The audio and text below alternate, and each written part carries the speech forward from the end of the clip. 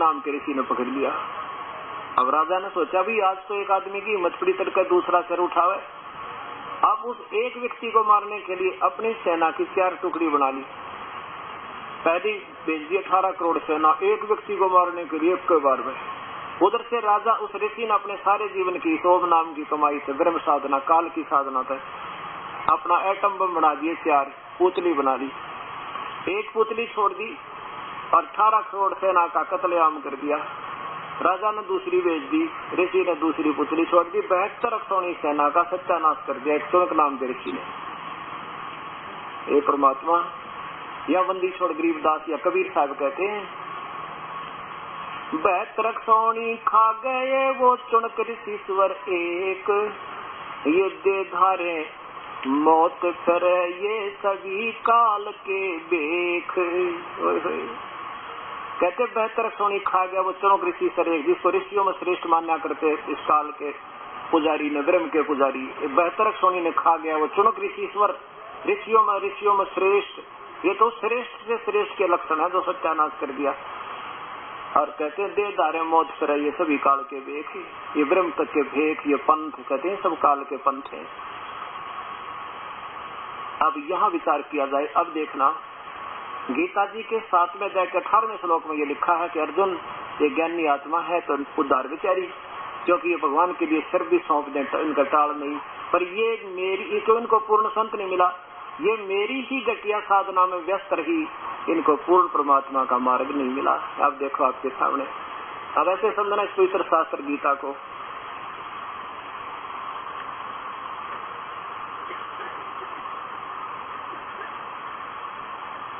इसमें यही 7वें अध्याय का 18। अब जिन्होंने गीता को पढ़ा है गीता जी को वो ये तो समझ गए होंगे, क्योंकि 16-17 में लिखा है कि मेरे भी 3 प्रकार के भक्ति 4 प्रकार के भक्ति करते हैं। अब 18वां देखो 7वें अध्याय का। हिंदी इनकी कम समझ में आओगी, संस्कृत आसानी से समझोगे। उदारा सर्वम एवं एते ज्ञानी तु आत्मा एवं मे मतम। अर्जुन काल बोल रहा ब्रह्म, मेरे विचार में ये ज्ञानी आत्मा है तो सबकी सब उदार। उदार माने सर दे दें टाल नहीं भगवान के लिए, घोर साधना करने वाले बेचारे समर्पण आत्मा है। लेकिन आस्तिक से ही युक्त आत्मा, वो प्रभु में लीन आत्मा, युक्त आत्मा कहाँ आश्रित रही, आस्तिक माने आश्रित रही माम एवं अनुतमाम गतिम। ये मेरी ही घटिया साधना में लगी रही, क्योंकि इनको पूर्ण परमात्मा का मार्ग मिला नहीं। अनुतमा माने घटिया, व्यर्थ, अति घटिया। ये देखो इन्होंने क्या अर्थ कर दिया, अनुतमा माने अति उत्तम। तरह का 5वीं कक्षा के बच्चे ने पूछ ले उत्तम माने अच्छा, अनुत्तम माने घटिया, और अनुत्तम माने ने अति उत्तम लिख दिया। ये घबरा गए कि भगवान के बारे में यूं कैसे लिखा, परमात्मा कैसे, भगवान कैसे कहे अपने लिए अनुत्तम शब्द कैसे प्रयोग करें, हम कैसे लिखे, अनुत्तम कह दिया। और यहाँ देखो इसी के 24वें श्लोक में आप ही देखो अपने कर कलम से क्या कहते हैं, यही अनुत्तम लिख दिया, ठीक लिख दिया यहाँ पे। और यहाँ भी ऐसे लिख देते तो सारी भूमिका ठीक हो जाती कि वो मेरी ही मन बुद्धि वाले ज्ञानी आत्मा अनुत्तम गति स्वरूप मुझ में ही सती थे घटिया, मेरे में सती रहे हैं, क्योंकि उनको पूर्ण परमात्मा की भक्ति का ज्ञान नहीं हुआ। अब ये कहना चाहा था इसने। आगे देखो अब 19 में कमाल कर दिया। 19 में अर्जुन बहु नाम जन्मानाम अंते ज्ञानवान माम प्रपद्यते। बहुत पुण्यात्मा जन्म जन्म गणे हो जाए, जब लास्ट में कोई पुण्यात्मा मेरी भक्ति करे ब्रह्म तक, ना तो नीचे की ब्रह्मा विष्णु महेश और माता मसानिया मुर्जे रहते बेचारे। बहु नाम जन्मानाम अंते ज्ञानवान माम प्रपद्यते वासुदेव सर्वमिति स महात्मा सो दुर्लभ। कि ये बताने वाला कि वासुदेव ही सब कुछ है, वो परमात्मा तो बहुत, वो संत तो बड़ी मुश्किल से मिलेगा अर्जुन तुझे। वासुदेव है सर्वमिति।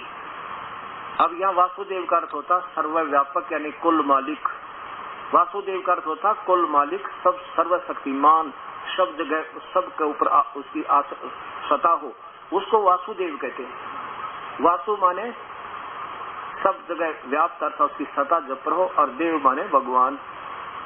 सर्वमिति सब कुछ है वही, ये बताने वाला स महात्मा स वह संत बड़ा दुर्लभ है, बड़ी मुश्किल से मिलेगा। अब कैसे देखना, अब वासुदेव की परिभाषा समझाता हूँ आपको किसे कहते हैं। जैसे एक प्रांत में एक मुख्यमंत्री होता है और उसके मंत्री होते हैं। अब मंत्री अपने विभाग में व्यापक होता है पर सर्वव्यापक नहीं है, क्योंकि उसकी सत्ता, उसकी प्रभुता उसके एक विभाग में है। और मुख्यमंत्री अपने राज्य में व्यापक है पर सर्वव्यापक नहीं है। और प्रधानमंत्री अपने पूरे के पूरे राज्य, सारे स्टेट में, सारे इसमें राज्य में व्यापक है, अपने देश में, और साथ में मंत्री के ऊपर प्रधानमंत्री पर भी व्यापक है और साथ में उस मंत्री के विभाग में भी व्यापक है। अब देखना, ये देखिएगा, अब वासुदेव नहीं है ये, वासुदेव पूर्ण परमात्मा, पूर्ण ब्रह्म है, सारी सृष्टि का रचना वो वासुदेव है। अब ये है ब्रह्मा, विष्णु और महेश, ये एक एक विभाग में, स्वर्ग, पृथ्वी और पाताल लोक में एक एक विभाग में व्यापक है। और ये काल अपने 21 ब्रह्मांडों में स्वयं ही मुख्यमंत्री का रोल करता है, इसलिए ये अपने केवल 21 ब्रह्मांडों में वासुदेव है। वासुदेव नहीं है, ये केवल 21 ब्रह्मांडों व्यापक है। और वासुदेव कौन हुआ? जो सब पर कुल मालिक, वो वासुदेव। ये देखियो, ये वासुदेव। अब कौन है वासुदेव? ये व्यापक है। ब्रह्मा विष्णु महेश तो केवल एक ब्रह्मांड में, एक विभाग में व्यापक है, और काल अपने 21 ब्रह्मांड में व्यापक है, सर्वव्यापक नहीं, वासुदेव नहीं है। और ये ब्रह्म अपने 7 संग, परब्रह्म अपने 7 संग ब्रह्मांडों में व्यापक है, और ये पूर्ण ब्रह्म, ये है वासुदेव, कुल मालिक सारे ब्रह्मांडों में व्यापक है। This is Vasudev.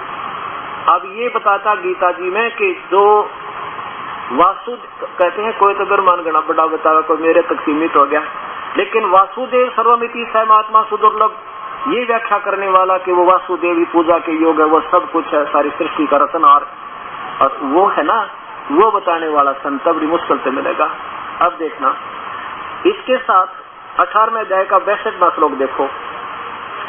इसमें स्वयं भगवान कहता, गीता बोलने वाला कि अर्जुन, उस परमात्मा की शरण में जा, उसकी कृपा से तू परम शांति और शाश्वत स्थान यानी सतलोक में चला जाएगा। नहीं तो भाई मेरे तेरे तो बहुत जन्म और ये होते रहेंगे, ये कभी सिलसिला समाप्त नहीं हो सकता। 18वें अध्याय का 62वां श्लोक।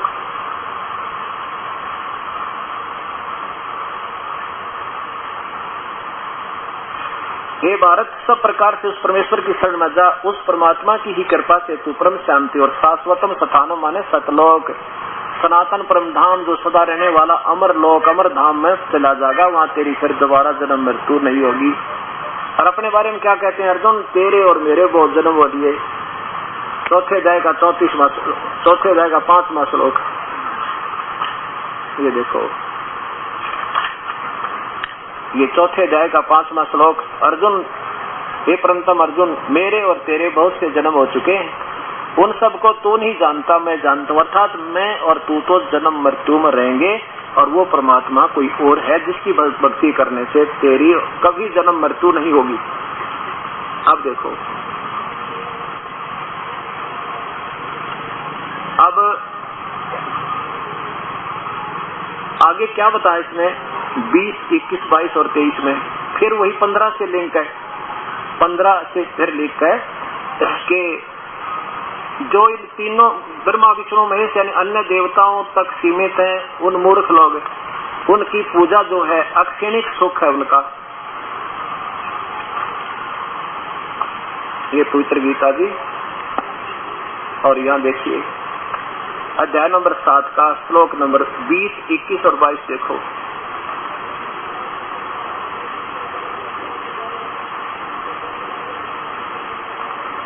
ये उन भोगों की कामना द्वारा जिनका ज्ञान हरा जा चुका है, अपने स्वभाव से प्रेरित उस नियम को धारण करके अन्य देवताओं को ब्रह्म न कहते, मुझे छोड़कर नीचे की पूजा करते हैं, और देवता ब्रह्मा विष्णु महेश और नीचे की पूजते हैं। आगे देखो 21 में 21, 22, 23 में पूरा रिजल्ट निकलेगा इसका। जो सकाम भक्त जिस देवता के स्वरूप को श्रद्धा से पूजना चाहता है, उसकी भगत की श्रद्धा को मैं उसी देवता को मैं स्थिर करता हूँ। अब जैसे मुख्यमंत्री कहे भी तुम मेरे पास आ जाओ, मैं सारे काम कर दूं, तुम नीचे के अधिकारियों से भी छोटा छोटा सुख लेते हो, और फिर ना मानते तो कुएं में पड़ो भाई, उनको भी, क्योंकि उनको मैंने ही कुछ पावर दे रखी है जिस पर तुम आसक्त हुए बैठे हो। अब मैंने उड़ा तुम्हारी बुद्धि कट कर रखी है। देखो, वह पुरुष, वह व्यक्ति उस श्रद्धा से युक्त होकर उस देवता का पूजन करता है और उस देवता को मेरे द्वारा विधान किए हुए इच्छित भोगों को निसंदेह प्राप्त करता है। काल कहता है जैसे मुख्यमंत्री का है कि इन अधिकारियों को मैंने ही कुछ पावर दे रखी है और वो छोटे मोटी राहत दे सकते, मैं पूरी दे दूं अपने लेवल की। फिर लेकर कहता मेरी भी पूरी नहीं है, वो तो कोई और है आगे। अब 23 में कमाल कर दिया, सारा रिकॉर्ड तोड़ दिया। ले क्या बताते हैं कि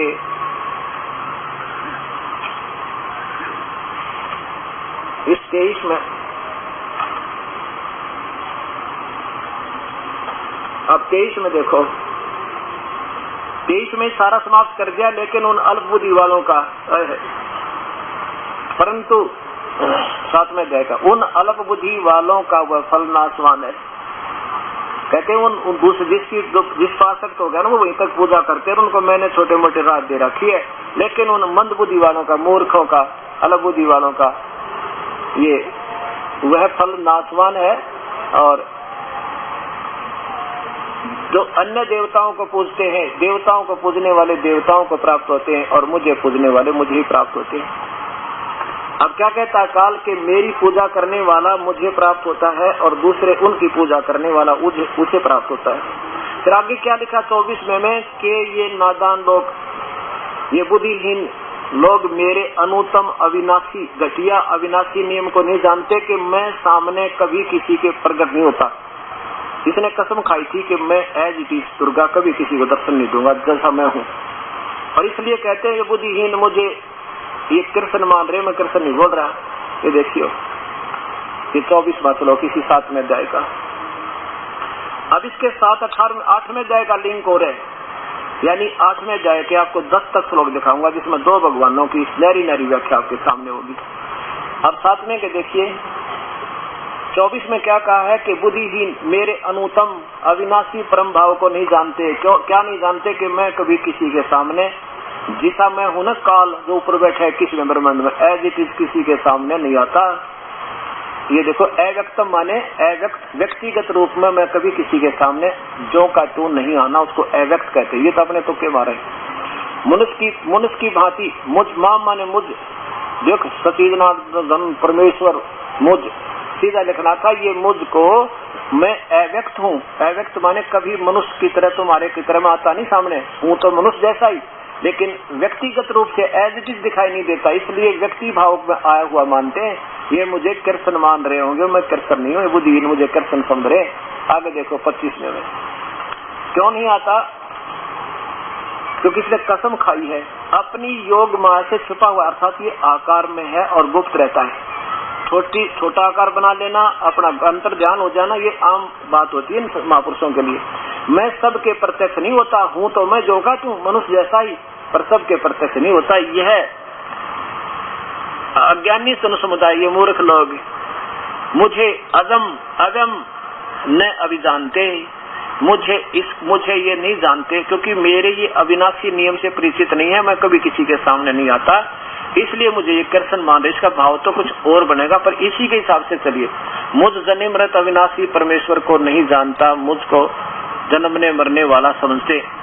ये तो इस लेखक की अपनी सोच है, इसका अर्थ। और फिर भी ये काल कहता है कि मूर्ख लोग मुझे नहीं जानते, मैं कभी किसी के सामने नहीं आता, मैंने कसम खा रखी है, लेकिन हूँ तो मैं ऐसा ही। आगे देखो 26 में, हे अर्जुन मैं पूर्व में बीते हुए वर्तमान में और आगे होने वाले सबको जानता हूँ, पर मुझे कोई नहीं जानता। अब पिता ही जाना अपने पुत्रों की कब उत्पत्ति हुई, पुत्र पिता की के जाने, वो तो इसका पिता बताया, कबीर साहब ना का बताया इसके पिता ने कि इसकी उत्पत्ति रोपणी उत्पत्ति। अब यो के जाने, अब ये इसकी उत्पत्ति को हम के जाने जो इससे पैदा हुई। आगे देखो अब 27 देखो,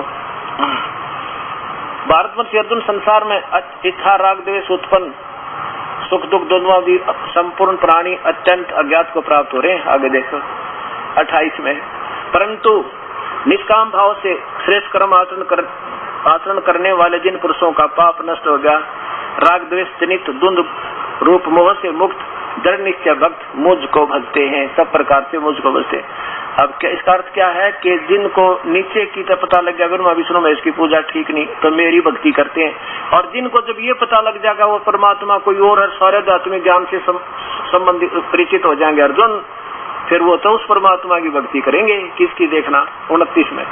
अब इससे लिंक है किसका 8वें अध्याय का, क्या है? जना मरण मोक्षाय माम आश्रित यतंती ये ते तत् ब्रह्म विद। तत् माने उस परमात्मा को, उस ब्रह्म को, पूर्ण परमात्मा को विद माने जानते हैं, और कृष्ण माने सारे, दातम माने सारे ब्रह्मंडों का या दातम की किस भगवान तक कितना लाभ, किससे कितना लाभ, किसकी क्या स्थिति है, ये उन सब कर्मों से जो परिचित हो जाएगा वो तो फिर उस परमात्मा की भक्ति करेंगे और उसी से जन्म मृत्यु के लिए प्रयत्न करेंगे, यहाँ का कुछ मांग नहीं मांगेंगे। अब 30 में देखो, ये 7वां अध्याय का 30वां श्लोक समाप्त हो जाता है। ये देखो इनकी 29 में हिंदी, जो मेरी शरण होकर, अर्थात मैंने जो ज्ञान दे दिया इस पर आश्रित होकर इसने सत्य मान लेगा, वो फिर केवल जन्म मरण से छूटने का प्रयत्न करेगा, या मेरे काल के लौकिक कुछ नहीं चाहेगा।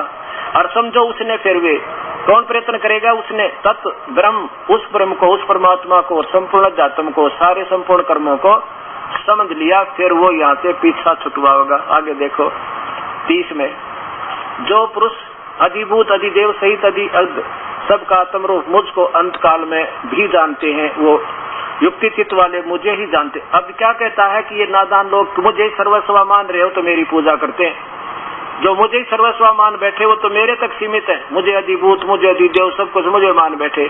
अब देखो, लेकिन वो तो जो उस परमात्मा को समझ गया ना, वो फिर यहाँ से पीछा छुटवा होगा। 8वें अध्याय में पहले प्रश्न श्लोक में अर्जुन पूछता है, हे पुरुषोत्तम, फिर किम तत् ब्रह्म, वो परमात्मा कौन है जिसके ज्ञान होने पर से फिर यहाँ से पीछा छुटवा जाएंगे, चले जाएंगे। किम तत् ब्रह्म, वो क्या है और क्या वो अध्यात्म है, कौन वो कर्म है? अब तीसरे में उत्तर दिया भगवान ने 8वें अध्याय के 3 श्लोक में, देखिए, वो तो परम अक्षर ब्रह्म है, परमम अक्षरम ब्रह्म, वो 3 नंबर का भगवान, एक क्षर पुरुष, एक क्षर ब्रह्म, एक अक्षर ब्रह्म यानी परब्रह्म, और फिर वो पूर्ण ब्रह्म, वो तो पूर्ण ब्रह्म है, परम अक्षर ब्रह्म। अब 4 में देखो, 5वां देखो, ये तो फिर अधिदेव मैं हूँ, अधिभूत वो है। अब 5वें से शुरू होगी कहानी 2 भगवाना की।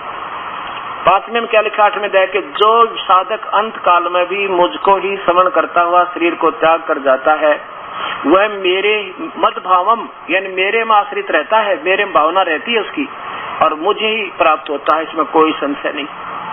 और 6 में देखो, ये 7वें तक तो अपनी महिमा गाता है। एक कुंती पुत्र अर्जुन अंत काल में जिस भी भाव से भावित होकर भाव को स्मरण करता हुआ शरीर का त्याग करता है, उसी को प्राप्त होता है, क्योंकि वह सदा उसी भाव में भावित रहता है। क्या कहता? काल के मेरी भक्ति कर, मेरे पास रहता है, मेरे गुणों से परिचित हो तो मेरे पास आओगा, क्योंकि अंत समय में मेरी ये पूजा कर रहा होगा, और उसके जो उसकी पूजा करता है तो उसके पास जाएगा। अब 8वें में देखो, 7वें में देखो, अब कहता अगर मेरे पास रहना है तो इसलिए सब समय में मेरा निरंतर स्मरण भी कर और युद्ध भी कर, क्योंकि मेरी भक्ति करेगा तो युद्ध भी करना होगा और वह जन्म मृत्यु बनी रहेगी, और मुझ में अर्पण किए मन बुद्धि चित्त से युक्त होकर निसंदेह मुझे ही प्राप्त होगा। या तो अपने तक की थ्योरी खत्म कर दी। अब 8वें के 8वें में देखो, हे पार्थ, ये नियम है कि परमेश्वर के यानी कोई उस पूर्ण परमात्मा के ध्यान के अभ्यास रूप से योग से युक्त दूसरी ओर न जाने वाले चित्त से देखियो निरंतर चिंतन करता हुआ परम देव पुरुष प्रकाश रूप पुरुष को अर्थात उस परमेश्वर को ही प्राप्त होता है। आप जैसे इस ज्ञान को सुनकर आपका हृदय हट जाएगा इस काल की साधना से, और फिर आप अंतिम तन मन धन उस परमेश्वर की आस्था करोगे। कहते फिर उस संत से मिलकर वो जो जैसी भक्ति बताओगा अंत समय में फिर वो उसी को प्राप्त होता है, क्योंकि फिर उसका हृदय यहाँ सब पूजाओं से अपे हट जाता है। आगे देखो 9वें में तीनों श्लोकों में उसी परमात्मा का जिक्र है। जो वैसे तो ये जो अर्थ है ना कवियम, ये उस पूर्ण परमात्मा का नाम लिखा है, फिर भी यह जो सर्वज्ञ अनादि सबके निंता सूक्ष्म से व्यति सूक्ष्म और सबके धारण पोषण करने वाले अत्यंत रूप सूर्य के सदृश नित्य चेतन प्रकाश रूप और अविद्या से अति प्रे शुद्ध चितानंद घन सचिदानंद घन परमेश्वर का स्मरण करता है, अपना नहीं उस और परमात्मा का। वह भक्ति युक्त यानी उस साधना से युक्त जिस उस गुरुदेव ने बताई है, वह भक्ति युक्त साधक अंत काल में भी योग बल से, यानी भक्ति के कमाई के, योग बल माने भक्ति की ताकतें, प्रकृति के माध्यम से प्राणों को अच्छी प्रकार स्थापित करके निश्चल मन से समन करता हुआ उस दिव्य परम पुरुष यानी परम परमात्मा परमेश्वर को ही प्राप्त होता है। आपके सामने है, बालक से बालक समझ जाएगा जो 8वीं कक्षा में पढ़ता होगा इस गीता के ज्ञान को, इतना निर्मल और तरतीब आई जाए। अब क्या स्पष्ट हो गया कि ये काल कहता है कि मेरी भक्ति करेगा तो अर्जुन तेरे और मेरे जन्म मृत्यु सदा बने रहेंगे, ये कभी समाप्त नहीं हो सकते, और उसकी भक्ति करेगा तो फिर वो कभी जन्म मृत्यु में नहीं आता। अब 4 श्लोक 15 में जाए के और सुनो, इससे इसका बिल्कुल सीधा लिंक है, फिर आज का सत्संग समापन होगा। अब क्या कहता है कि अर्जुन ये ऊपर को जड़ वाला और नीचे को तीनों गुण रूपी शाखा वाला। अब भक्तात्मा जो आपको इस समय मिला है, अनमोल रजा परमेश्वर की आपके ऊपर, ये कोई बच्चे वाली बात नहीं है, असीम कृपा, बहुत पुण्यकर्मी प्राणी हो आप। अब क्या बताता है कि अर्जुन ये ऊपर को जड़ वाला है, ऊपर को जड़ और नीचे को तीनों गुण, रजगुण ब्रह्मा, सतगुण विष्णु, तम गुण शिव जी रूपी शाखा वाला ये उल्टा लटका संसार रूपी वृक्ष समझो। और जड़ तो इसकी पूर्ण परमात्मा है, वो परम अक्षर पुरुष, परम अक्षर ब्रह्म है, और काल जो है ये जड़ है, इसकी ये तना है। परमात्मा कबीर साहब अपनी वाणी आप ही बताते हैं, अक्षर पुरुष एक पेड़ है, निरंजन वाकी डारे, जो जमीन से बाहर दिखाई देता उसको पेड़ कहते हैं। अक्षर पुरुष एक पेड़ है, निरंजन वाकी डारे, तीनों देवा शाखा है, ये पाते रूप संसारे। फिर देखो पूरा चित्र, ये ऊपर को जड़ पूर्ण परमात्मा, पूर्ण ब्रह्म, परम अक्षर पुरुष, ये सतपुरुष, और ये तना परब्रह्म, और ये डार ब्रह्म काल, और इसके 3 बेटे, तीनों गुण रूपी शाखा है। अब यहाँ से खुराक चलती है, तना में आती है, तना से डार में, डार से इनमें, ब्रह्मा विष्णु में, और हम 3 से आगे बैठे हैं। अब देखना कितना रहस्य आपको समझ में आएगा। क्या कहते हैं फिर देखिए गीता जी का श्लोक 15वें अध्याय का पहला श्लोक। इसमें ये भी तो कमाल कर दिया कि वो तत्वदर्शी संत कौन है अर्जुन, उसकी व्याख्या इसमें डिफिनेशन दे दी। कौन? जैसे 4थे अध्याय के 34वें श्लोक में कहा, वो उन संतों ने ढूंढ ले इस परमपिता के बारे में मैं नहीं जानता पूर्ण रूप से। अभी दिखाता हूँ आपको, ये देखो अध्याय नंबर 4 का श्लोक नंबर 34 में कहता है कि उन तत्वदर्शी संतों को ढूंढ ले अर्जुन, अगर तूने उस परमात्मा की भक्ति करनी है, उस ज्ञान को तू तत्वदर्शी ज्ञानियों के पास जाकर समझ, उनको भली भांति दंडवत प्रणाम करने से और उनकी सेवा करने से, कपट छोड़कर सरलता पूर्वक प्रश्न करने से वो परमात्मा तत्व को भली भांति जानने वाले ज्ञानी महात्मा तुझे तत्व ज्ञान का उपदेश करेंगे। आप तो हाथ खड़े कर दिए, गीता बोलने वाले भगवान ने सरेंडर कर दिया, मैं नहीं जानता उस परमेश्वर के बारे में, वो तो कोई संत बताएगा। और वो संत कौन होगा? तत्वदर्शी। इसमें फैसला कर दिया 15वें अध्याय के प्रथम श्लोक में, आदि पुरुष परमेश्वर मूल वाले, आदि पुरुष, आदि माने पूर्ण परमात्मा, सबसे पहले वाला भगवान, ये तो समझो जड़ है उस पौधे की, पेड़ की। और नीचे को केवल तीनों गुण रूपी शाखा, ये बीच का नहीं बताया काल ने, क्योंकि कहता मैं नहीं जानता उसके बारे में, वो तो परमात्मा का प्यारा संत आएगा जो तत्वदर्शी, वो बताएगा।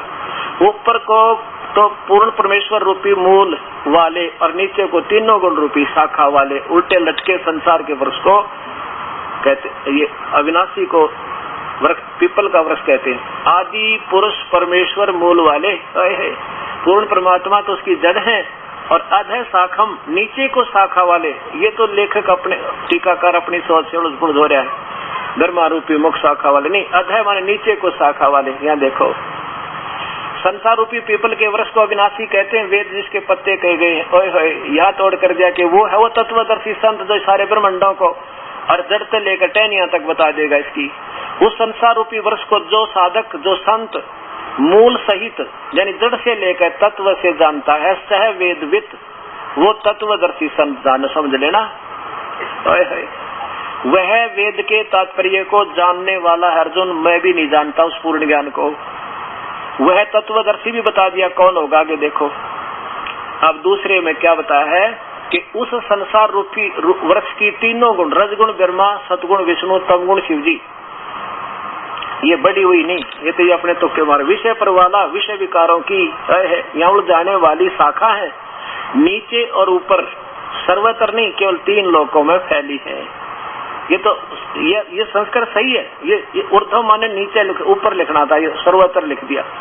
केवल नीचे और ऊपर फैली हुई है, और यही इन कर्मा के बंधन में बांधन की, कर्मानुबंधनी मूलानी, कर्मा के बंधन में बांधन की इस प्राणी को, जीवात्मा को मुख्य कारण है, जो ऊपर और नीचे इन तीनों लोकों में व्याप्त है। आगे देखो, तीसरे और चौथे में तोड़ पाट दिया परमात्मा है भगवान। कितना निर्मल ज्ञान गीता का। इस संसार वर्ष का स्वरूप जैसा कहा अर्जुन, जो मैं बताऊं ना तुझे, कृष्ण क्या बताऊं, ऊपर को जड़ता मूल है, नीचे को तीनों गुण रूपी शाखा, पर ये भी विचलित है। कहता मैं भी नहीं बता सकूंगा, तेरे मेरे तो डिस्कशन में, गीता के ज्ञान में मैं भी नहीं बता पा रहा हूँ तुझे उस परम पिता, उस पूर्ण सारे ब्रह्मांडों की रचना का। इस संसार वर्ष का स्वरूप जैसा कहा है यहाँ, वैसा यहाँ विचार काल में, यानी तेरे और मेरे डिस्कशन में यहाँ वैसा नहीं पाया जाता, क्योंकि न तो इसका आदि है और न इसका अंत है, न इसकी कोई अच्छी प्रकार सतिथि है। इसलिए इस सोविरड मूलम, संसार रूपी पीपल के वृक्ष को दृढ़ वैराग्य रूपी शस्त्र से काट कर, यानी सत्य ज्ञान रूपी हथियार से, सत्य उस सूक्ष्म वेद, उस सच्चे ज्ञान रूपी हथियार से काटा जा सकता, अर्थात इसको समझा जा सकता। मैं भी नहीं जानता। अब चौथे में कमाल कर दिया, क्या लिख दिया कि अर्जुन तेरे भाग जाग जा, और कोई तत्वदर्शी संत जैसा ब्रह्मांडों की व्याख्या करता हुआ मिल जा। उसके पश्चात उस परम पद परमेश्वर को भली भांति खोजना चाहिए, जिसमें गए हुए पुरुष फिर लौटकर संसार में नहीं आते, यानी उनका फिर जन्म मृत्यु कभी नहीं होता। अपनी तो बताता है तेरे मेरे घने जन्म बोलिए आगे भी होंगे अर्जुन, कभी सिलसिला समाप्त नहीं हो सकता, इसलिए मेरी घटिया साधना बताई। और जिसमें गए हुए, यानी जिसकी साधना करने से वो फिर संसार में जन्म मृत्यु नहीं होती उनकी, और जिस परमेश्वर से, उसी परमात्मा ने सारे ब्रह्मांडों की रचना की है, जिस परमात्मा से पुरातन संसार रूपी वृक्ष की प्रवृत्ति विस्तार को प्राप्त हुई, और मैं भी उसी की शरण में हूँ। काल कहता है ब्रह्म के मैं भी उसी के अधीन हूँ, वो मेरा सुप्रीम बॉस है, मैं उसकी पूजा करता हूँ। उसी आदि पुरुष नारायण की मैं शरण हूँ। इस प्रकार दृढ़ निश्चय करके उसी परमेश्वर का की पूजा करनी चाहिए। मनन और निधि, ये तो मनन निधि दासन जो जैसा लेख कर रहा था, लेकिन पर पद्धति माने पूजा करनी चाहिए, उसी की पूजा करनी चाहिए और पूजा के योग नहीं। अब 3 परमात्मा, ब्रह्म, परब्रह्म, पूर्ण ब्रह्म। अब गीता जी के 15वें अध्याय के 2 श्लोक ये निर्णय देंगे आपको, 16 और 17, और इसके बाद ये जहाँ से सत्संग शुरू हुआ था वहीं आएंगे। 15वां अध्याय ये 16वां श्लोक। इस संसार में पृथ्वी वाले लोग कहलाते हैं ब्रह्म और परब्रह्म के। इन दोनों लोकों में द्वौ इमौ परसौ लोके स्थर्च अक्षर एवं च, क्या बताया है कि इस दोनों लोकों में, ब्रह्म और परब्रह्म के लोक में, ये अक्षर पुरुष है, ये पुरुष यहाँ लगे अगर संस्कृत में दोनों के साथ, क्षर पुरुष और अक्षर पुरुष। क्षर पुरुष माने ये ब्रह्म नाशवान भगवान, अक्षर पुरुष ये परब्रह्म यानी अविनाशी। और इसी प्रकार इन दोनों के लोकों में 2 सतिथि जीवों की है। इनके अंदर रहने वाले प्राणी कोई जीवों की सतिथि, जैसे सथुर शरीर का नाशवान और जीवात्मा अविनाशी है। आगे देखो, हिंदी पढ़िए। इस संसार में नाशवान और अविनाशी भी 2 प्रकार के पुरुष हैं। इनकी बुद्धि काम नहीं करी इस ज्ञान में, तो पुरुष छोड़ दिया। यहाँ लिखना था 2 प्रकार के भगवान है, और आदमी की तो महिमा गाई नहीं जाती। 2 प्रकार के भगवान है, कौन कौन? और इसी प्रकार 2 सतिथि जीवों की है इन दोनों के लोकों में। संपूर्ण शरीर प्राणियों के शरीर तो नाशवान, जीवात्मा अविनाशी है। और कहते हैं इन दोनों से वास्तव अविनाशी थे, इन दोनों से नारा एक और है। अब देखिएगा, अविनाशी इस ब्रह्म को भी, परब्रह्म को भी अविनाशी कहा। कैसे कहा कि जैसे एक तो चीनी का कप हो, चाय पीने वाला सफेद सफेद पड़ते टूटे सब न पता, सीधा नाशवान। और एक स्टील का कप हो, वो भी काफी सफाई है उसकी तुलना में, लेकिन है उसका भी विनाश। जंग लगेगा और वो कति मिट्टी होगा, वो तो 100 साल में उसका विनाश होगा। लेकिन तीसरी धातु जो सोना है उसका अस्तित्व कभी समाप्त नहीं होता। ऐसे लिखा कि इन दोनों से इस ब्रह्म और परब्रह्म के लोक है। ये देखो, ये तो ब्रह्म का लोक है, ये तो ब्रह्म ज्योति निरंजन का, ये भी और इसके उपासक भी, इनमें कहते दोनों जन्म मृत्यु में, और ये इससे कुछ ज्यादा सथाई है, इसलिए अक्सर पुरुष कह दिया जैसे सटील का कपो, लेकिन ये भी वास्तव में अविनाशी नहीं है। इसलिए उत्तम पुरुषत्व उत्तम भगवान तो कोई और है जो तीनों लोकों में प्रवेश करके सबका धारण पोषण करता है, जो तीनों लोकों में जड़ प्रवेश करके सबका धारण पोषण करता है, वो वास्तव में अविनाशी भगवान है। ये देखो, ये पवित्र शास्त्र गीता जी अध्याय नंबर 15 का और श्लोक नंबर 15 आपने सुन लिया, 16वां सुन लिया, 17वां देखो क्या लिखा है कि उत्तम पुरुष है वास्तव में पुरुषोत्तम, वास्तव में सही भगवान श्रेष्ठ प्रभु जिसको भगवान कह सकते हैं, वो तो इन दोनों से भी न्यारा है। उत्तम पुरुष है यानी भगवान लिखना था यहाँ पर। तो अन्य जो तीनों लोकों में प्रवेश करके सबका धारण पोषण करता है, वो अविनाशी परमात्मा परमेश्वर इस प्रकार कहा गया है। बोलो सतगुरुदेव की जय। अब यहाँ क्या डालेंगे ये लोग, कहेंगे भगवान 18वें श्लोक में लोग है मैं पुरुषोत्तम हूँ। नहीं, पुरुषोत्तम यहाँ क्या बताता है, लोक वेद के आधार पर ये नादान मुझे परमात्मा माने बैठे, मैं परमात्मा नहीं। मुझे तो मैं इतना शक्तिशाली हूँ कि 21 ब्रह्मांडों में जो मेरे अंतर्गत जीवात्मा थी उनसे तो तगड़ा हूँ, चाहे वह जीव रूप में चाहे आत्मा रूप में, इसलिए मुझे पुरुषोत्तम मान रहे, पर मैं पुरुषोत्तम नहीं हूँ। नहीं तो यहाँ कैसे कहता है कि पुरुषोत्तम कोई और है। लोक वेद होता जो शास्त्र में कुछ हो, दंत कथा कुछ हो उसकी, इसलिए कहते मुझे पुरुषोत्तम कहे, मैं पुरुषोत्तम नहीं हूँ। वो तो पहले सारी एक निर्णायक ज्ञान दे दिया, हम तो नासवान है, मेरी भी मृत्यु तेरी भी मृत्यु। अब देखो पढ़ के, लोक वेद होता है सुना क्षेत्रीय ज्ञान, वही अध्याय नंबर 15 का और श्लोक नंबर 18। क्योंकि मैं नासवान जड़ वर्ग से, मेरे अंतर्गत ही किस ब्रह्मांड में जितने, क्यों सीएम अपने उसमें राज्य में तो मालिक है, लेकिन उसके बाहर कैसे हो जाएगा। तो यह कहते कि क्योंकि मैं जड़ वर्ग क्षेत्र से तो सर्वथा अतीत हूँ और अविनाशी जीव आत्मा से भी उत्तम, इसलिए लोक वेद में इस मेरे ही लोक लाख में कहते हैं मुझे पुरुषोत्तम माना, पर मैं पुरुषोत्तम नहीं हूँ। मैं पुरुषोत्तम नाम से प्रसिद्ध हूँ लेकिन मैं पुरुषोत्तम नहीं हूँ। कबीर साहब कहते हैं जो काल को करता बख है, जो काल को भगवान कहे, तो तजय सुधा नर विष के चाख है। जो इसको भगवान मान गए न, कहते वो तो जहर खा रहे अमृत छोड़ के। अब वो कहता है कौन, वो राम राय कहता है परमात्मा, ओए होए होए, ये ज्ञान तो मालिक आज तक किसी ने नहीं दिया हमारे थे।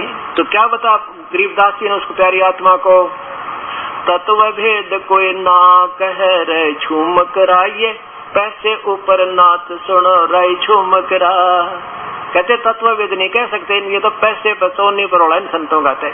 बहुसंख्या हो जाते कुएं में पड़ो सारे, इनमें कोई ठेका नहीं। बस तुम्हारी महिमा है कि तुम्हारी लाखों की संख्या वहाँ गैदरिंग होनी चाहिए। और इन बड़ी आत्माओं को जिन्हों भगवान की प्यास है, इनको कितना इकट्ठे कर ले तो 4 बैठे हैं। इनको किसी ने कुछ किसी भी साधना बता दी, वहीं 4 शर्बी काटने को कह दिया, शर्बी काट दिया इन्होंने परमात्मा पाने को। पर इन मूर्खों का केक रह, जो रावण जैसी आत्मा को राक्षस बना दिया, गलत साधना करवा के, दोषी संत आत्मा पूरी। तो फिर क्या कहते हैं, हे परमात्मा आज तक मेरी भी, वो कहता झुमकरा के मेरी 60 साल की उम्र होगी मालिक, मैं तो बहुत बरना परमात्मा के लिए, मुझे कोई ये बात बताने वाला संत नहीं मिला। तो क्या बताते हैं, वो गीता जी का 7वें अध्याय का 19वां श्लोक फिर याद आता है, बहु नाम जन्मानाम ज्ञानवान तमाम प्रवर्तिते और वासुदेव सर्वमिति स्वयं आत्मा सुदुर्लभ। अरबों में कोई, करोड़ों में कोई है नहीं रे झूम करा, अरबों में कोई गर्क सुनो रे झूम करा। करोड़ संतों में तो तुझे पाओगा नहीं, इस मार्ग को बताने वाला। अरबों में, अरब संतों में तुझे कोई संत मिलेगा जो गर्क माने। अब सतलोकी में मंगाने वालों की काली इतिहास सुने थे आपने, ये 4 बात सुना कर कबीर साहब की तो निरे बता देंगे, सचखंड सतलोक है। अरे किसी का ज्ञान का बेरा नहीं। कहते गर्क का अर्थ होता है संपूर्ण ज्ञान, पूरा समाधान। ऐसा संत तुझे अरबों में मिलेगा। अब अरबों में क्यों कहा, एक गांव में 5000 की आबादी हो और उसमें मेरा ख्याल में 4000 गुरु पाओगे। कैसे पाओगे, एक तो बुढ़िया किसी लड़की का लड़का हो गया बहन का, तो पूछेगी अपनी सास के करो बेटी बाहर ली की बोल दे। फिर आओगी पड़ोसन, गई बेटी भीतर ली की बोल दे, टोकना होगी। फिर आओगी तीसरी नौकरी चौराहे वाली की बोल दे इसकी। चौथी आओगी अपने श्याम जी की बोल दे। 5वीं आओगी इसका झाड़ा लुआ लिया, फिर क्या काम तला टीका कर दे। ताला तबीज बांध, यानी एक गांव में 5000 है तो 4000 गुरु पाओगे। और फिर ये ब्रह्मा विष्णु महेश और सतलोक और बिना कान मूंद का भगवान देख ले, इस गिनती कोई ना, कहते अरबों में पाओगा जो मकरातन ऐसा संत है।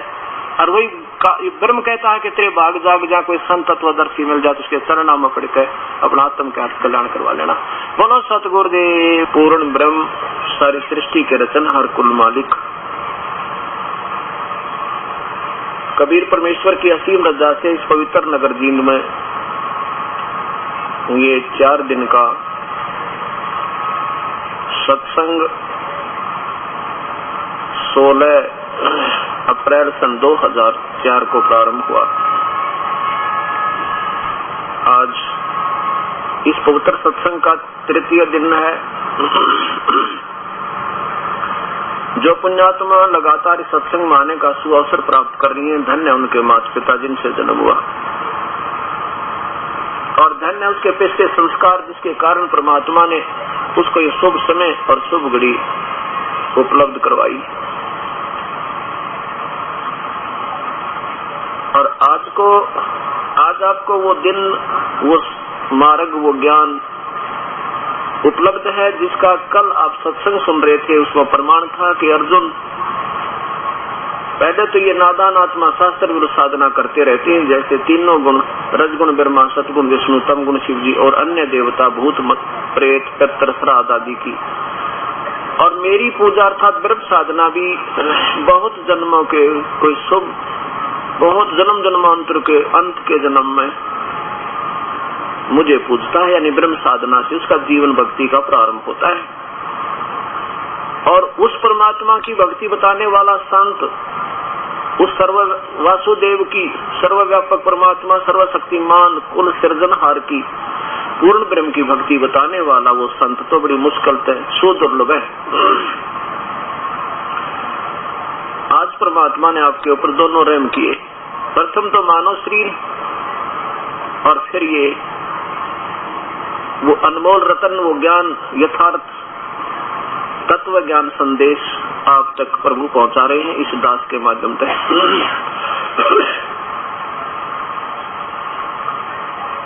तुलसीदास जी कहते हैं कि सकल पदार्थ हैं जग माही, पर कर्म ही नर पावे नहीं। अब विचार करके देखना इन बातों पे। यहाँ पर कोई भी अन्य संत आते हैं इस दास से पूर्व, शायद इस मैदान में जनसंख्या शायद ही समाती हो, इतने आते होंगे। और यहाँ पर कितने आ रहे हैं ये आपके सामने समक्ष है, प्रत्यक्ष प्रमाण है। क्योंकि ये काल नहीं चाहता, ये ब्रह्म नहीं चाहता। ऊपर से ज्ञान तो ये सही रखा, अपने कागज पूरे रखे, और अंदर से इसने सब अपनी ड्यूटी लगा रखी, सब देवताओं की, पितरों की, भूतों की, कि ये प्राणी वहां नहीं पहुंच जाना चाहिए जहां पर उस परम पिता का सत्य ज्ञान चर्चा हो रही हो। उसको मालूम है कि वहां ये गया और बात बिगड़ी कि तेरे हाथ में बाहर, क्योंकि समर्थता की, उस समर्थ की समर्थता के आगे ये बिल्कुल विवश है। उस हंस के ये निपट नहीं जा सकता जिस पर प्रभु कबीर परमेश्वर की रजा होगी।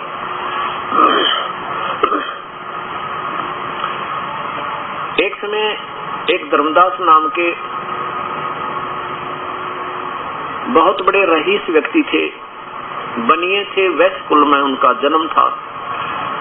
बांधवगढ़ मध्य प्रदेश के अंदर एक बांधवगढ़ नगर था, वहां के वो रहने वाले थे और बहुत ज्यादा धनाढ्य व्यक्ति थे।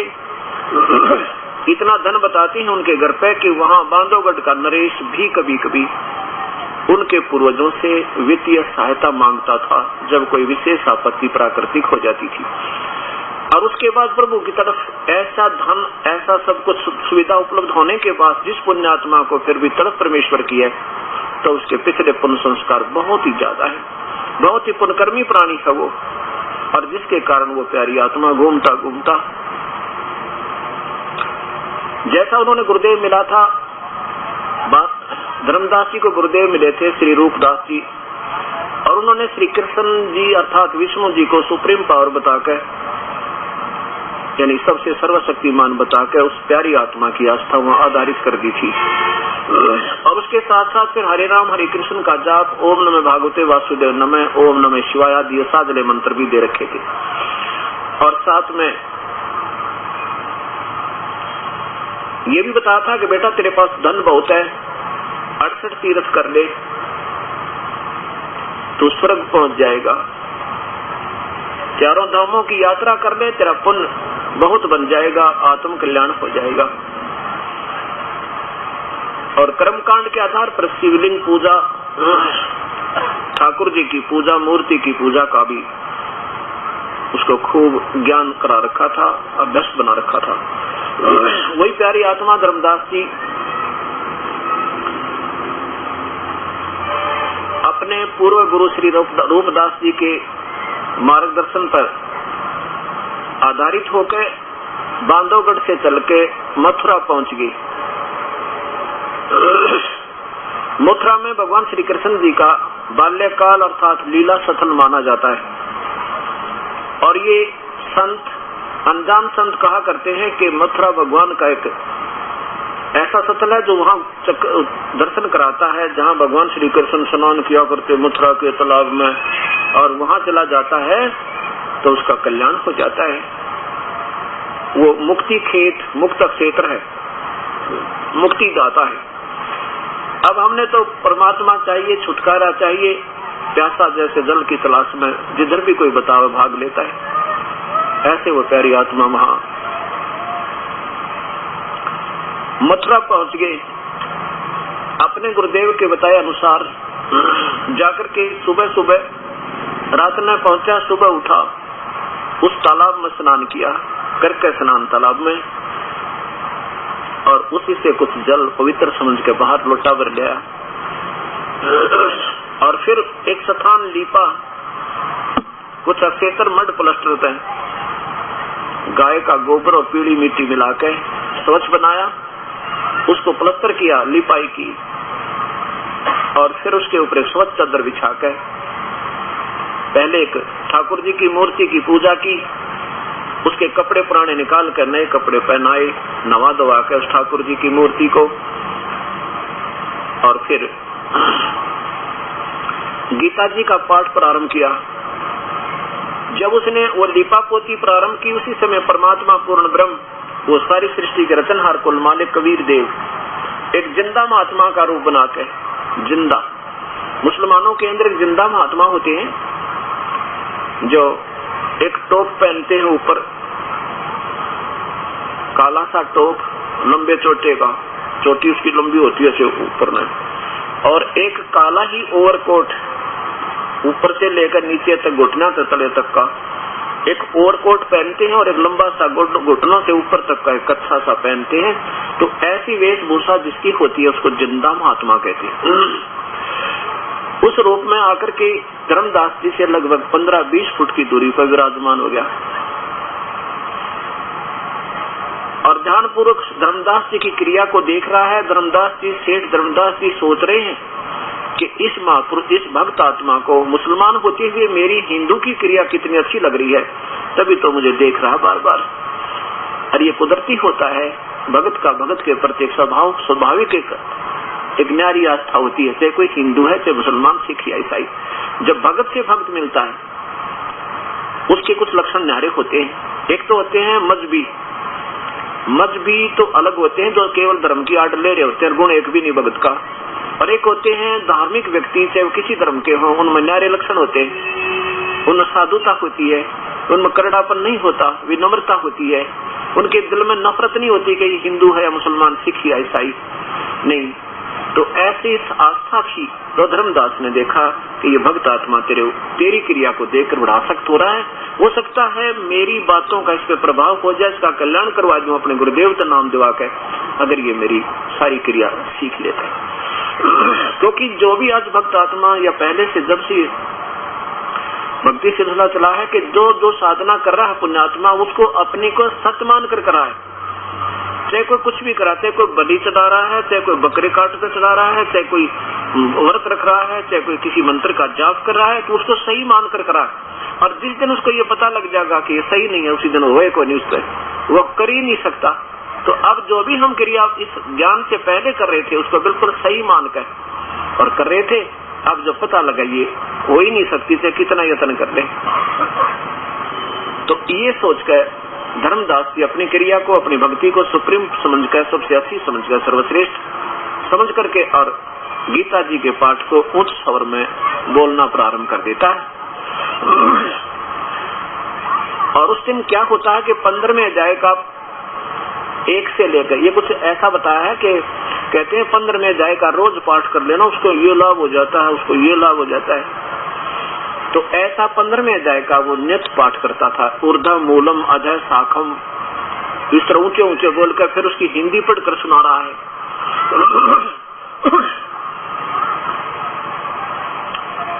जब उसने अपनी सारी क्रिया कर ली धर्मदास जी ने, तब वो परमेश्वर निकट आए, प्रणाम किया। ओए होए, वो परम पिता, सारी सृष्टि के रचनहार, कुल मालिक,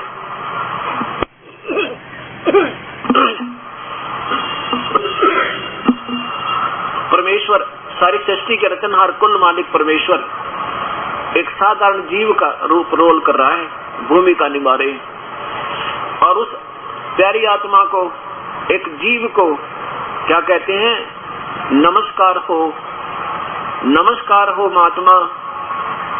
धर्मदास जी को महात्मा कहते हैं क्योंकि वो वैष्णव परंपरा से एक पूरा जैसे महात्मा जैसे लक्षण बना रखे थे, उसने तिलक लगा रखा माथे का। परमात्मा उस जीव को तो कहता है महापुरुष, हे महात्मा जी, मैं एक बहुत भ्रमित आत्मा हूँ और मैंने हिंदू मुसलमान सभी की क्रियाएं को देखा है, लेकिन मेरा अभी तक मन संतुष्ट नहीं हुआ है, मेरी भक्ति में आस्था बनी नहीं कि वो ज्ञान जो मुझे मिला वो सही है। और मुझे आपका जो क्रिया है, परमात्मा कह रहे हैं उस जीव ने एक महात्मा बनाकर, उसको तो महात्मा कहते हैं, आप दास बन रहे हैं।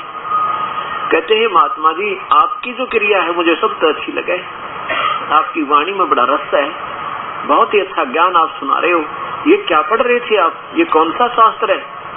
मैं तो अनपढ़ हूँ, अशिक्षित हूँ।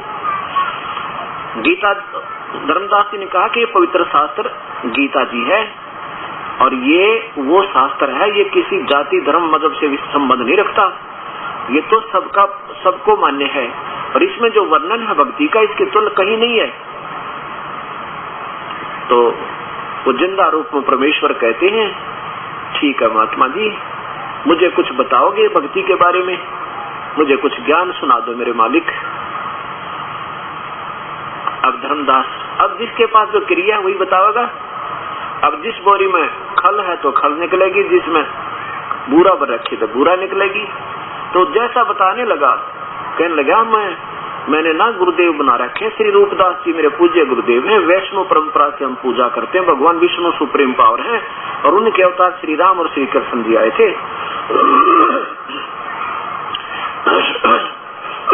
और हम श्री राम श्री कृष्ण जी का जाप जपते हैं और शिवलिंग की पूजा करता हूँ, ठाकुर जी की पूजा करता हूँ, एकादशी का व्रत रखता हूँ और 68 तीर्थ भ्रमण करने के लिए गुरु आदेश से आज मैं आया हुआ हूँ। और जिंदा, अगर आप मेरी बात मानो ना, मेरे गुरुदेव के पास चलो, उपदेश ले लो, आपका कल्याण हो जाएगा। अब परमात्मा कहने लगे, एक जीव संज्ञा में बैठ के कहते हैं, महात्मा जी बिल्कुल ठीक है, मैं देखो पहले मेरी कुछ शंकाएं हैं, उनका समाधान हो जाए तो मैं जरूर उपदेश ले लूंगा। मुझे तो नाम चाहिए, भगवान परमात्मा चाहिए, मुझे ना कोई जाति चाहिए ना कोई मजहब चाहिए। हम आज किसी जाति मजहब से संबंधित हैं, कल मृत्यु हो जाएगी, ना जाने कहाँ जाएंगे, ना हमारी जाति रहे ना मजहब रहे। इस बात से धर्मदास जी बड़े प्रभावित हुए कि बड़ा सुलझी हुई आत्मा है तो मुसलमान हो गए और इतनी विनम्र बातें कर रहा है। तो कहने लगा, आप मैं बताऊं, रोज गीता जी का पाठ करता हूँ। कबीर साहब कहने लगे, एक बात बताओ महापुरुष, इस पवित्र शास्त्र के पाठ करने से क्या लाभ होगा अपने को? कहने लगा, स्वर्ग में मुक्ति हो जाएगी, मुक्ति रोज पाठ करने से। गीता में लिखा है 18वें अध्याय के लास्ट में कि अर्जुन, तेरे और मेरे इस संवाद को जो रोज पढ़ेगा उसका कल्याण हो जाएगा और मुझे ही प्राप्त होगा। तो परमात्मा पूछने लगे, भाई एक बात बताओ महात्मा जी, देखो मेरी शंका का समाधान करियो, नाराज मत होना। क्योंकि पता था परमेश्वर ने कि अगर मैं सीधा कह दूंगा ना तेरी ये पूजा ठीक को नहीं, तो ये सुना नहीं और उठ कर चला जाएगा यहाँ से। तो परमात्मा कहने लगे, देखो मैं एक आपसे अर्ज करता हूँ कि गीता जी के केवल पाठ मात्र से मुक्ति हो जाएगी। और वाह जी वाह, वैसे थोड़ा कहते हैं हम।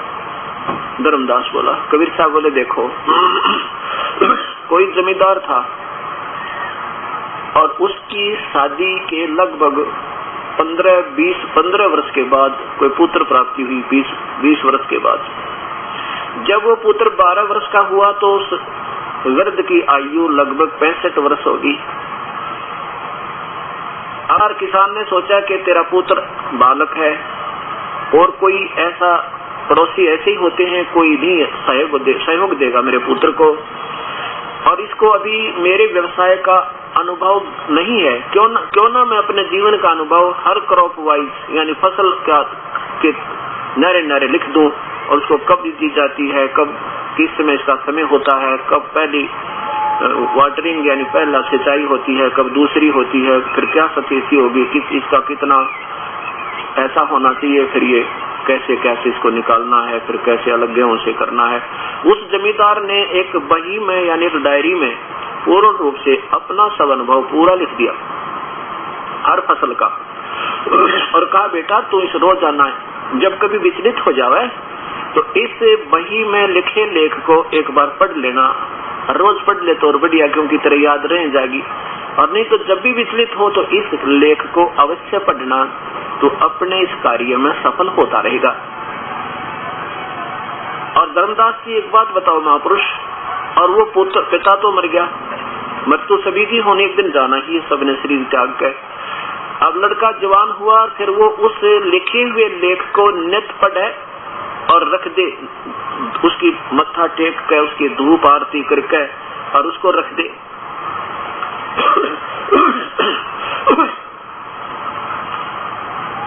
और जैसे उस बही में लिखा था, डायरी में लिखा था, ऐसे वो करेगा नहीं जमींदार का पुत्र, तो क्या वो धनवान हो जाएगा? क्या उसको फसल हो जाएगी जो उसमें विवरण लिखा था? अब धर्मदास समझता गया कि तेरे तो निचले बर्तन पर मारी खोद इसने, क्योंकि देखो ऐसी कोई बात नहीं। आप विद्यार्थी हो और हम टीचर हैं, और जिस टीचर के पढ़ाने की थ्योरी बढ़िया होता है, बच्चे ने घर जाकर किताब उठाने की एक आधी जरूरत पड़ा करे। अगर टीचर ठीक हो तो बच्चे को ऐसे ढंग से समझा देगा कि उसको संशय नहीं रहेगा।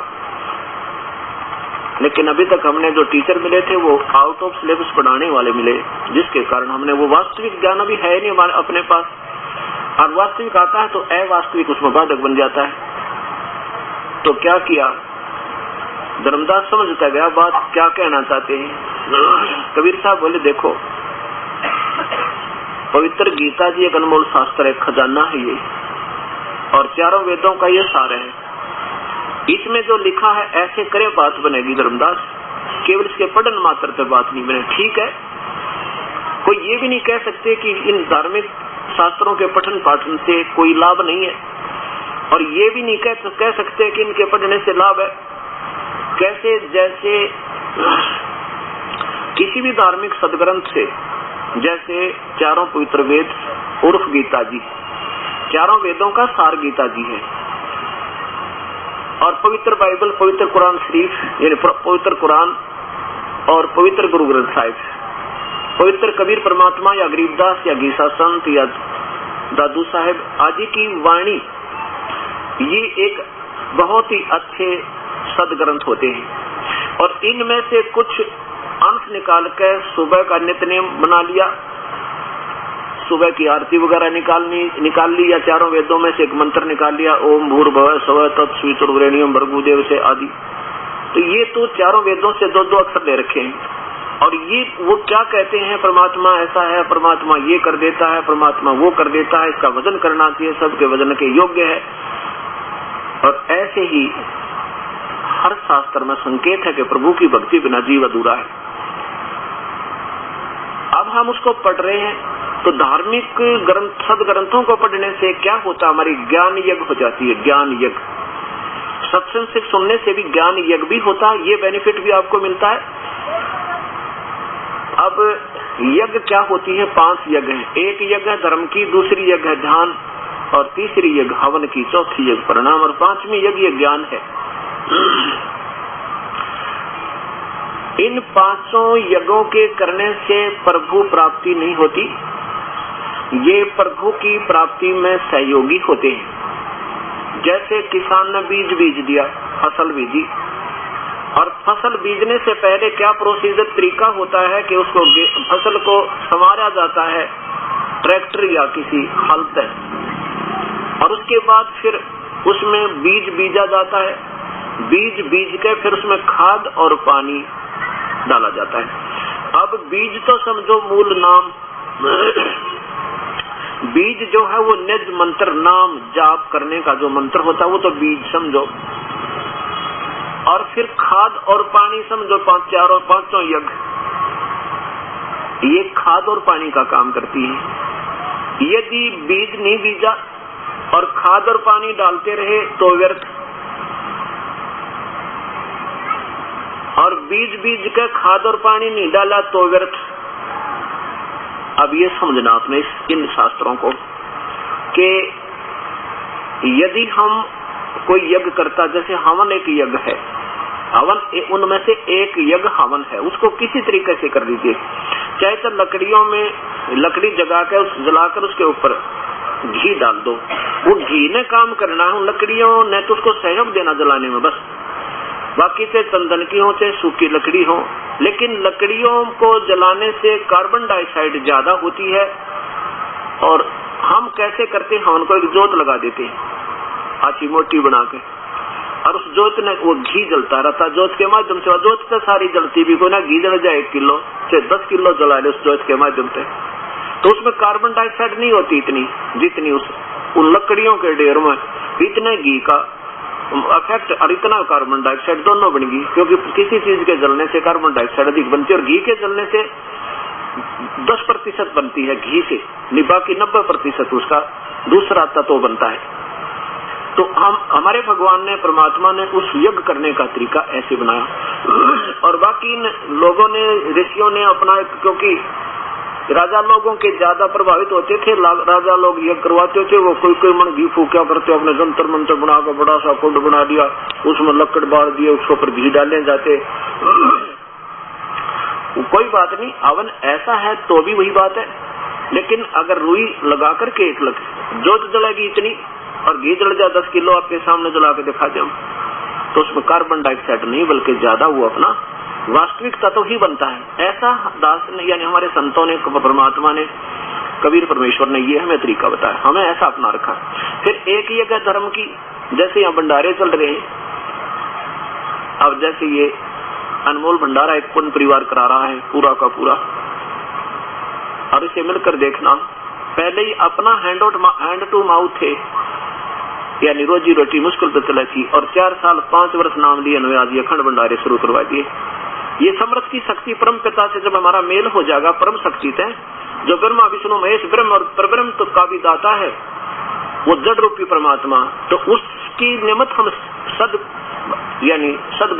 ढंग से, सच्चे ढंग से जो सीधी शास्त्रों को साधना प्रारंभ करेंगे तो हमारे पुण्य गणे होंगे, और उनका बेनिफिट वो परमात्मा हमें सीधा प्रारंभ कर देता है, जिसके कारण अब ना तो हमने लूटने की जरूरत पड़ा, ना किसी की झूठ बोलने की, और ना किसी की चोरी की, ना मिलावट की। इतना धन देगा परमात्मा। पहले तो ये क्या करेगा कि आपके होने वाले हानियों को, हार्म्स को, वो नुकसान को बंद कर देगा, जिसमें आपके लाखों रुपए लगने थे, बीमारी में कितना नुकसान होना था, कोई पशु बिगड़ना था, तो वो बेनिफिट प्रारंभ हो गया आपको। हम लूटते हैं इसलिए कि अपना कारोबार, अपना घर में सुविधा बनाने के लिए, और वो पाप तो ज्यों के तो बढ़ जाते हैं और पैसा उतना ही बर्बाद हो जाता है। तो इसलिए हम परम शक्ति से संबंधित न होने से, सतज्ञान सदभक्ति न करने से, सतज्ञान के अभाव से हम साधना भी करते थे और हानि रह जाती थी।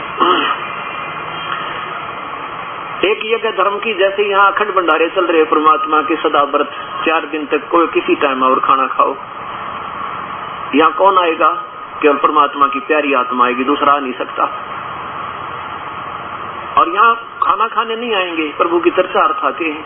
और ऐसे आने वाले महापुरुषों के भक्त आत्माओं की प्यारों को जो भोजन खिला दिया जाता है वो प्रभु उसको 1000 गुना बेनिफिट ज्यादा देता है।